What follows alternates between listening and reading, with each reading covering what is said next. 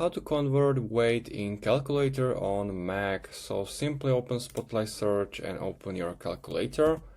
And once it's open, we want to click this little calculator icon in the right upper corner area and simply choose the convert option. And now click this little eye and these two arrows. And here we want to go to the right and find the weight area, click it and choose the specific weight metric. So for example, kilogram.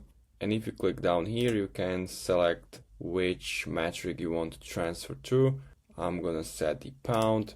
And if you type here any number, for example, 10 kilograms, it's 22 pounds. If you want 10 pounds, you can click these two arrows. It will transfer that 10 to the bottom and it will calculate it, and it's 4.5 kilograms. So that's basically how you can do it. You can also convert any specific metrics, and that's it. If you find this video helpful, please consider subscribing and see you next time.